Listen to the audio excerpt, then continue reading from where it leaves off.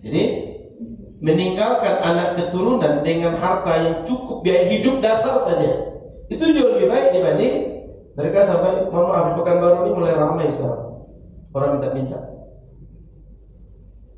Dan sebagian meresahkan Pak, sebab satu lampu merah kadang-kadang bukan 1-2 orang,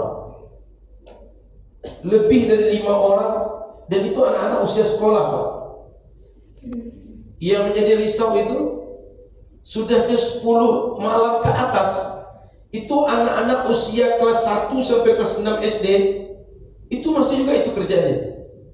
Ada yang modusnya membersihkan cermin, kaca mobil kita, ada yang menjual tisu dan berbagai hal.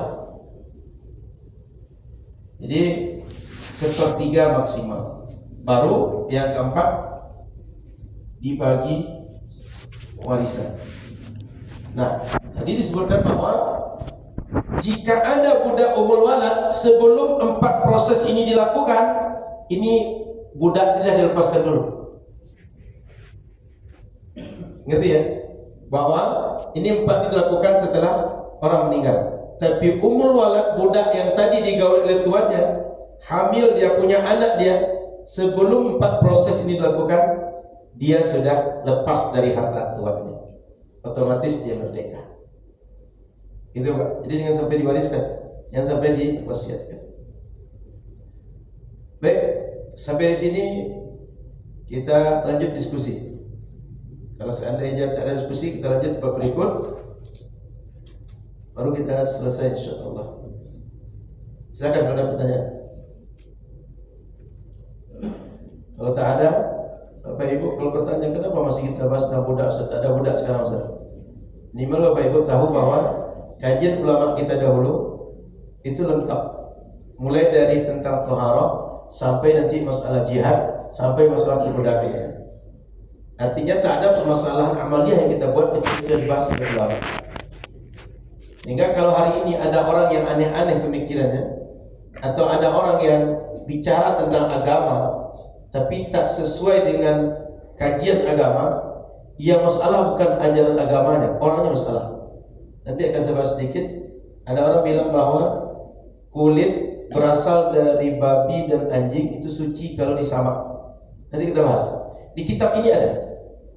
Ini kitab dasar, kitab pemula, tapi pembahasannya ada. Kalau ada orang nggak tahu, berarti masalahnya dia. Bukan pembahasan Islamnya tak ada. Dia yang masalah. Dia tak mengaji atau pengkajian dia. Kalau kata orang sekarang, pikniknya kurang jauh, ngopinya kurang jauh. Kalau ada kita lanjut. Wa man asaba amata ghairihi binikahi. Ini kisahnya tadi budaknya sendiri digauli. Yang kedua kasusnya wa man asaba amata ghairihi. Siapa saja yang menggauli budak orang lain binikahin, sebabnya karena dia nikahi. Artinya ada orang merdeka menikah dengan budak orang lain. Ada 2 orang nih Pak. Yang satu orang merdeka, yang satu lagi orang merdeka dan punya budak. Budaknya perempuan. Yang laki-laki merdeka ini menikahi budak perempuan kawan dia atau laki-laki lain. Fal waladu minha mamlukun li sayyidiha. Jika budak ini nanti melahirkan, anaknya menjadi milik tuan dari budak perempuan, bukan nasab kepada laki-laki, bukan jadi milik laki-laki tadi. Kenapa? Karena budak tadi milik tuannya.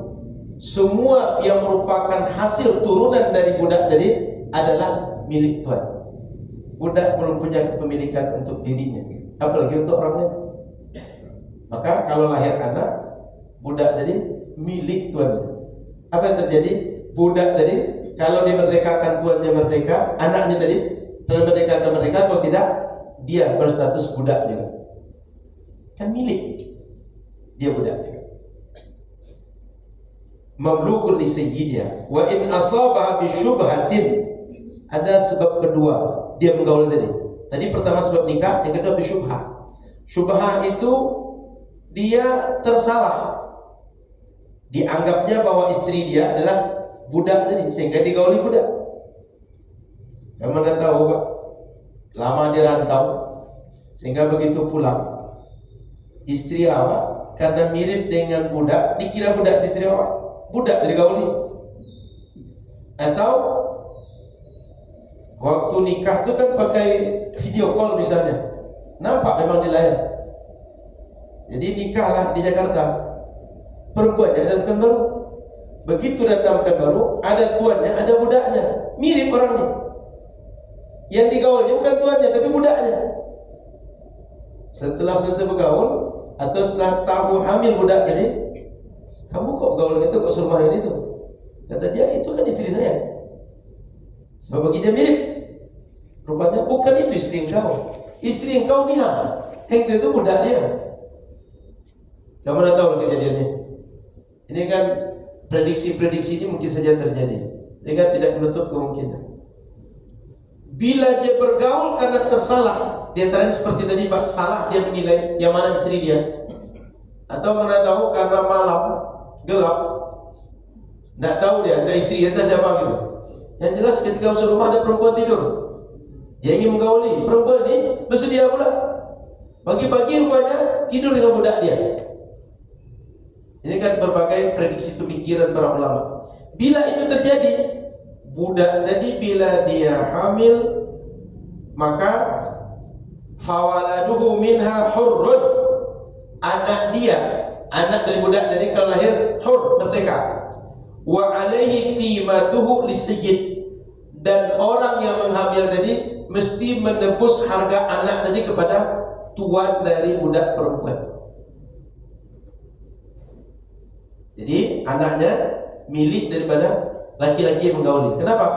Dia menggauli karena tidak dengan menyengaja, sehingga statusnya tidak budak, tapi dia merdeka sama dengan laki-laki yang menggauli.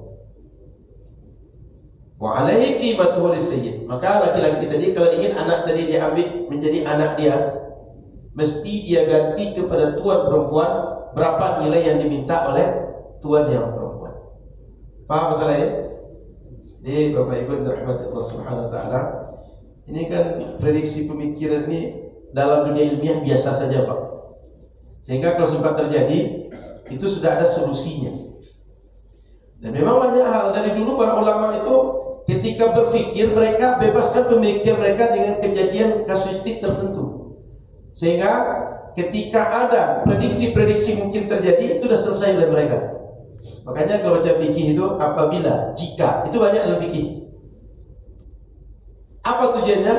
Yang namanya belajar, otomatis kita ini akan berpikir terus dan berkembang. Dan dalam kitab itu boleh jadi yang terjadi itu yang sudah pernah dialami penulis kemudian dituangkan. Yang belum terjadi bagaimana? Ini butuh jawaban oleh beliau. Ini mungkin terjadi begini begitu nanti. Karena akal manusia itu berkembang. Akal manusia itu kalau berpikir akan banyak dia nalar. Maka dibuat iftiradi dalam bahasa fikih. Iftiradi, prediksi-prediksi yang mungkin terjadi secara fikih. Jadi A punya budak, B punya budak.